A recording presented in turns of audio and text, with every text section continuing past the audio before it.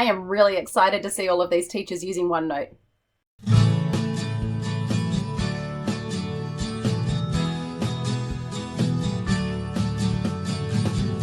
Hi everybody, welcome back to Talk and Chalk. This is my channel where I just share tips and resources about anything education related. I'm not an expert, I just share because sharing is caring. Whatever helps us, with our kids in the classroom and makes the job a bit easier is always something really good as well. So for anyone who's new to the channel, subscription button is below and all of my links to other social media is there as well. I share lots of stuff around. I had an insane post go viral over the weekend, which has had over like 3.5 million views about Friday the 13th coinciding with the full moon.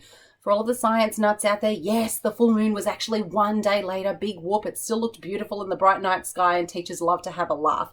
And obviously it resonates with them, with over 3.5 million people looking at it and having a giggle because, we all knew it was a bit of a crazy day, regardless of if it's because it's the full moon or if it's because it's Friday the 13th. Who cares? We like to have fun. Moving on. So today I'm going to be talking about registering your programs using OneNote. And the reason I picked this topic, and I cannot remember the name of the people that recently tagged me in it, but I have seen lots and lots of posts recently in different education groups on social media with people asking, okay, we program digitally, but how do we register digitally? So I thought, I'm going to tackle that topic today and give you some more information.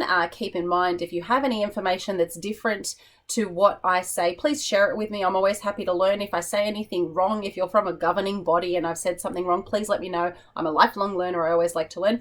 Like I said, this is based on what I know in my current context with the expertise that I have behind me.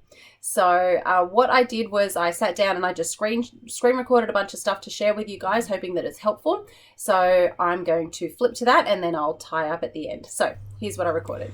Okay, everyone. So the first thing you need to remember when it comes to anything programming is to go to your authority. So for me, I'm in the public system. So I go to the education website and I look at our policy library. It's usually easier to find these things if you just Google. I usually Google New South Wales Education or New South Wales DEC and then the words that I'm looking for. So we have a policy around curriculum planning and programming, and this is it, and it includes reporting to parents, and this is K to 12. So there are some things in here obviously that may not necessarily be applicable depending on which system you're in. For example, there are different requirements for HSC teachers and things like that in terms of student samples and assessment guidelines. For primary, things are a bit different. So you need to make sure that you're reading everything that pertains to you specifically. So as you go through this policy, here it gives you details about, curriculum planning and programming, and then you get through assessing, then you come down to reporting. It gives you links here about policy standards, and also there is a link here for the policy standards, which I'll get to in a second. And as you go down, then it talks about audience and applicability, your context, responsibility and delegations, monitoring, evaluating and reporting requirements, and all the people involved in that, including your directors and executive directors. And it gives you contact numbers there if you're not sure about anything. When you read through this policy though, there's nothing in here that talks about how we have to evaluate or register. These things are a bit broad and it comes down to school context. So when you click on this link for policy standards, it will take you into this link, which was updated in 2018. And there's some pretty specific stuff in here, and it covers K to 12. And again, it goes through curriculum programming, assessing, reporting, etc. So the one thing that you, need to know going through this, and I'm just going to try and scroll down a bit. For some reason, my computer's now lagging. Here we go. So for me, K to 6, early stage 1 to stage 3, it says here, our essential elements to be included in a school's documented curriculum is our outcomes, requirements, the scope and sequence overviews, syllabus content, and teaching activities in teaching programs. So it doesn't talk about having to document everything that every little nitty gritty thing that you're doing. But what you do need in there is things that cover you if your program gets evaluated for any particular reason. So if you have students on individual education programs, that needs to be documented in there. This isn't a ticker box. This policy will not give you a ticker box. You need to be a professional and read through all these things and see what needs to be in there. So when it talks about assessment in here, That's horrible highlighting, isn't it? So schools are to undertake assessment to inform students' learning, etc., etc., and adjustments are to be made for students whose learning is impacted by a disability. So these things are in here. It doesn't tell you how to do that though, and this can come down to your school procedures and what the expectations are in your school, in your setting, in your context, because it will be different across the board. And then when we get down here, you know, reporting is in here. Again, it doesn't tell you how exactly you need to report. It just, you know, gives you that bare bones. So it also talks about meeting the mandatory requirements of your authority. You know, for me, that's NESA. And even when you come onto the NESA website, again, it talks about outcomes, and that our outcomes come from syllabus objectives, how syllabuses are used. So we say here, report student progress and achievement during and at the end of a stage, making collaborative planning decisions. But again, assessing the student achievement, it doesn't tell us specifically how we do that. So this is where sometimes the confusion can come in, because as teachers, we like our tick list, but there is no tick list for this. So you need to very much be guided by your supervisors, by your principal. And if there's nothing there in place, voice up and say, look, I think we need something strategic in place to show me what the expectations are and know that I'm covered. And the best scenario I can get you to imagine that is to think, if your program was subpoenaed for some kind of investigation, would you feel confident knowing a judge would look at that and a judge would ascertain whether or not you were doing your job properly? So what we have done at our school is we've created some programming templates as a guide. It's not an explicit expectation that it has to be used. It's not a clear rule. These can be modified. It's kind of a starting point. And this is an example of it. And if you haven't seen my video on using OneNote for programming with these template examples, these are available for you to download. So we've got maths, writing, a guided reading one, health. I don't think the HSAE one is in there. That's only one that we've done recently, and then a creative arts one. And then I've created one for myself that's an integrated one for creating an integrated unit. So in these programs, though, the point is that we've put down the bottom of this program. This is an empty one at the moment. So you'll see these are just where our teaching and learning experiences would go. So our expectation is we have learning intentions and success criteria. We have the pedagogy. We have the learning modes, and then the resources listed. This is for the first experience, so this might be lesson 1 of the week. You have an introduction and warm-up, a whole class activity, independent or group work or both, and then documenting down the differentiation and adjustments that you make. So that could be simply listing the child and what the differentiation is. And then this goes across, I think this is the week, this one, so there's about 5 learning experiences here. It does not have to be 5. For example, learning experience 4 might be a very big hands-on activity that will go over 2 lessons. Or 2 days, I should say. So that's how that one works. And then down here, we've got spots here where you document the types of assessment that you're using, the adjustments that you make for those assessments for the students that require it. And then here we have registration for learning experience 1, 2, 3, 4, and 5. And the idea is all you've got to do is tick it, put the date in. I don't even know what the date is today. And then you can tick it and you can sign it. Now, if you don't have a pen for your device or something like that, this is, you know, that's all you need. Me, I do have a pen though, so I'm going to see how neat my handwriting is today. And I'm using blue. Oh God, that was terrible. But you get the idea. And that's how we register. Now, I know time gets away from us. You won't necessarily have time to do that every afternoon. You know, someone got into a fight and you now got to go see the principal or something like that. You totally forgot about it. That's fine. I usually make time during RFF or at the end of the week to just go and check that I've been on top of this and go back and do it. You know, date the day that I know that I did it. If you don't do it, that's where you record it in your variation to routine. And then, you know, you're covered if someone says something like, yeah, but you're not doing it on time. Yeah, that's because, you know, the athletics carnival was on and I had to move it, that kind of a thing. And then I've got a spot down here for reflection evaluation. And this does not need to be onerous. This could be a couple of dot points about what worked well, a couple of dot points about what didn't go so well and what you'd change for next time, or if you need to follow up next week on something. So it can be as simple as that. So if I go to an example program, so again, this is the same example program that I gave when I shared these documents the first time. This is a program that I collaboratively worked on with another teacher at the school. So we did the bare basics.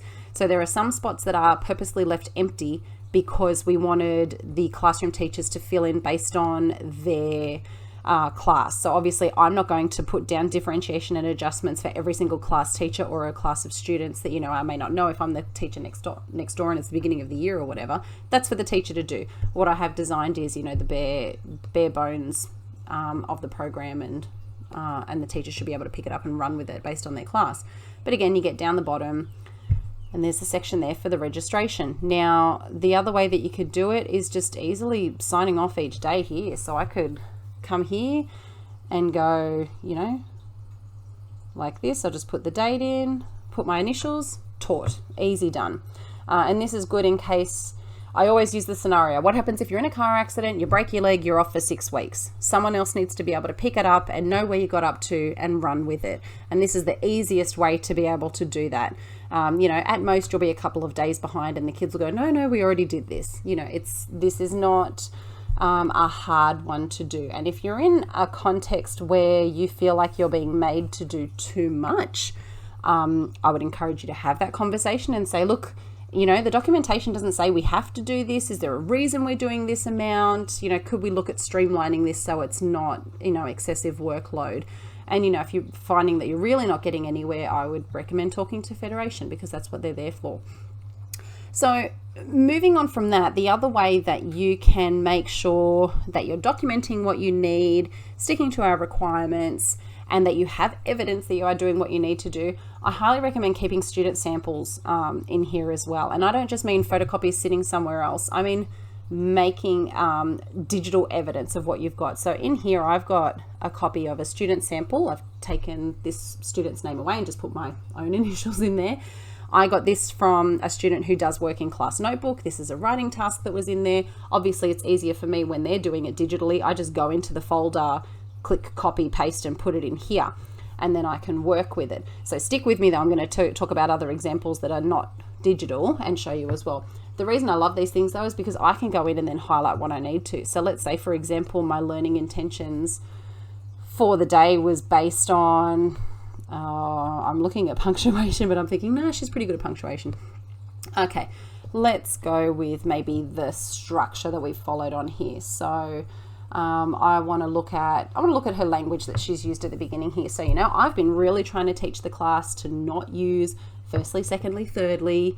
That's the kind of thing I'm looking at here. So I'm going to go through and highlight this just for myself. This is me just sort of annotating her work, and that's a note for me to be able to go, that's what I'm looking at next with her. I'm going to go through and look at the fact that there's lots of repetitive language here. I'm just going to change my color. So I see when. I'm wondering if there's anywhere else that she's done that. No, but that's just an example. I'm not actually doing a proper job here at the moment, but you get the idea. And then if I want to, I can use my pen function that I have on here, and you don't have to use pen. You can insert a text box. So I am going to go pen though, because I like it. Oh, something's finished cooking. So here, I'm going to draw attention to this, and I'm just going to write down, you know, repetitive with my very messy handwriting. And then I'm going to draw my attention to this one here. And I'm just going to write alternates, so I know to go back with that student and focus on those things. And this can be a little bit of an assessment for me. And I can do this on the spot with them if I want to give them that immediate feedback. But, you know, with stage 3, we can draw those things out a bit longer and have those one-on-one times in different scenarios as well. But either way though, at the top here you can see I've got persuasive. Oh, I can't zoom in on that. Let's try that again. So I've got persuasive just to say, and you know, that's one student, and I could keep scrolling down and put different examples. You know, I could insert another one here, scroll down a bit further, insert another one here. As the year goes on, insert another one here, you know, one a term, and then I can see the progression if I want to, and all I do is go over here and make another tab for, you know, the next student, student B, and then insert something there and then scroll down, and I can have a whole ton of stuff based on one particular type of writing. and go through it throughout term. And I could have these in different folders. So you can see at the top here, I've got student samples, and that can be in any folder, maths, English, or your KLAs, and then you can document it that way, and it's nice and easy to be able to track, to be able to go back, and then you've got digital evidence that, you know, you've been doing that. Now, if you're someone who obviously doesn't have the pen function, or maybe you don't have a Surface Pro like I'm using and you can't get around the room, or you're not using digital stuff, I have OneNote on my phone as well, so you can take photos on your phone and insert it straight away and go back to it later. So, you know, have the kids come out, okay, I'm working at this table, all right, these are some samples I want to take, photos all done. It works on the iPad too. If you've got an iPad, I have OneNote on there as well. And the OneNote app on the iPad is really good because it allows you to make documents look like they're digital too. But let's say I'm just going to go to Google and pretend I've got a photo of student writing somehow. Google, and, you know, student writing sample. That's a bit better. Okay, I'm going to save it, save image. I'm just going to put it on my desktop for the purposes of this little task. So let's pretend you've taken a photo. I go in here, I'm going to go back to student samples, I'm going to go into student B, I'm going to go to insert and pictures, and it will be saved in your folder. So if you're taking it with a device, you'll go here to pictures. I saved it to the desktop though. So there's my image. So let's pretend I've taken a photo of this work in the classroom. Here it is now, and I can do everything I just did before. I can highlight things if I want to. So I'm just going to go to draw, and there's highlighter pens here. I'm going to use the yellow one. So I'm going to just highlight some of the things. It rained. I'm going to focus with spelling on this one. So it rained too much. One kid, he jumped in the fall down water. Oh, that's so cute. He have boots. The other kid, she have umbrella. It's actually spelled quite well. She is so happy she stay under the umbrella. Actually, I'm going to rub this out because I can see that we've got some letter reversals here. So let's maybe focus on some letter formations. So these S's that I'm looking for here, look at that, every single one. Oh no, and look at that, there's one that didn't, so I want to figure out why that one didn't. So okay, so let's pretend I've annotated that, I've highlighted that, and I'm going to just you know, put these over here and make some notes. So maybe this one was modeled, perhaps we did this sentence all together, and all these ones were independent. You know, and this is all I need to do. And if I'm going to monitor this letter formation, I can keep putting more work samples in. Underneath here, I'll insert another work sample here, and, you know, I might want to date it, and then I'll insert another work sample here and I'll date it. So that's how I can continue across the year, and it's saved. You don't need to worry about keeping their books or photocopied bits of paper. If the kids have all done something on a piece of paper, and they've all got A4 paper and there's a ton of them, there are ways that you can do this just using PDF, where you go to the photocopier and just scan the kids' work into the photocopier, like as one thing. You email it to yourself, scan it through as one big document. It takes like 20 pages at the same time, sends it to you as a big PDF, and then you can use that to insert into it as well. So for example, I'm just going to go into, let's go into term 1. Here we go. So this was my load. I did some fractions work with the kids doing the fractions wall. So this was some of the student samples. So I just scanned it into the photocopier, emailed it to myself as a PDF, and then all I did was insert it. Like, it took me, you know, 5-10 minutes, not even that. This is some work that we did in Google Classroom, where it saves as a digital document, and so, you know, you can see it there. It comes out as a PDF. That's fine. Like, it sends, I can save it as a file and then just insert it in there. It's too easy to use, pretty much. Yeah. Okay, so I hope that makes it a little bit clearer for you guys, keeping in mind that, you know, when if you are Googling anything and you're typing in registration, sometimes it will come straight to NESA, our governing authority on that, because we're talking about teacher registration. That's not about registration of programming. That's more about our registration as teachers and making sure that we are actually qualified and approved to teach. So it's a bit hard to narrow it down sometimes. And this is a bit of a broad one. So talk to your supervisors, be aware of the procedures in your school and make sure you adhere to those, and, you know, be part of that process of change. If you don't think it's a suitable one, put your hand up and say, I think we need to work on this. Can we do it together? Because that's the only way things will change, obviously. So I hope that was beneficial for you guys. If you liked it, thumbs up. Very close to the 10,000 subscriber mark, so hit that subscribe button down below, and I'll see you in the next video. Actually, I'll put my subscribe button here as well, and another video at the top there. With 2 weeks left until school holidays, I'm getting pretty excited. Thanks, guys. Bye.